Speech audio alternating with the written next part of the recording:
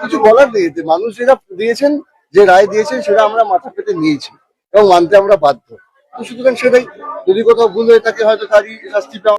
করিমপুরে বড় ব্যবধানে হেরে কেঁদে অজ্ঞান হয়ে গেলেন জনপ্রিয় অভিনেতা সোহম চক্রবর্তী। তৃণমূল ছাড়ার ঘোষণা দিয়েছেন এই অভিনেতা। করিমপুর বিধানসভা কেন্দ্রে তৃণমূলের পরাজয় যেন এক বিষাদময় রূপ নিয়েছে। বিপুল ভোটের ব্যবধানে পরাজয় মেনে নিতে না পেরে গণনা কেন্দ্রের বাইরে কান্নায় ভেঙে পড়েন অভিনেতা ও তৃণমূল প্রার্থী সোহম চক্রবর্তী। চোখের জলে ভাসতে ভাসতে এক সময় তিনি মানসিক চাপের মুখে জ্ঞান হারিয়ে ফেলেন। এই ঘটনা এলাকায় ব্যাপক চাঞ্চল্যের সৃষ্টি হয়। গণনা চলাকালীন শুরু থেকেই পিছিয়ে ছিলেন সোহম চক্রবর্তী, কিন্তু ফল ঘোষণার শেষে যখন দেখা যায় হারের ব্যবধান আকাশচুম্বী, তখন নিজেকে আর ধরে রাখতে পারেননি সোহম।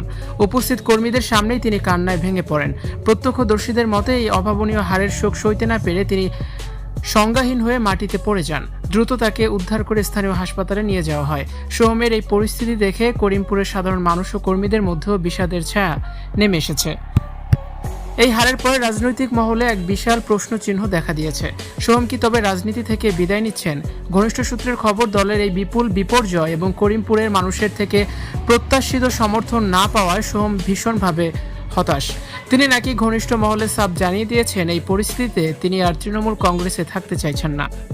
দলের অন্তরে গুঞ্জন শোনা যাচ্ছে যে সোহম এই পরাজয়ের জন্য স্থানীয় সাংগঠনিক দুর্বলতাকেই দায়ী করেছেন। মানসিকভাবে ভেঙে পড়া এই তারকা নেতা আর রাজনীতির ময়দানে থাকতে আগ্রহী নন বলেই জল্পনা জোরালো হচ্ছে। এখন প্রশ্ন উঠেছে, হারের গ্লানি আর এই শারীরিক অসুস্থতার পর কি সত্যিই তৃণমূলের সঙ্গে দীর্ঘদিনের সম্পর্ক ছিন্ন করতে চলেছেন সোহম চক্রবর্তী? উত্তর দেবে সময়। ভিউয়ার্স, এ বিষয়ে আপনাদের মতামত অবশ্যই কমেন্টস করে আমাদের জানিয়ে দিন। আর ভিডিওটি দেখার জন্য ধন্যবাদ।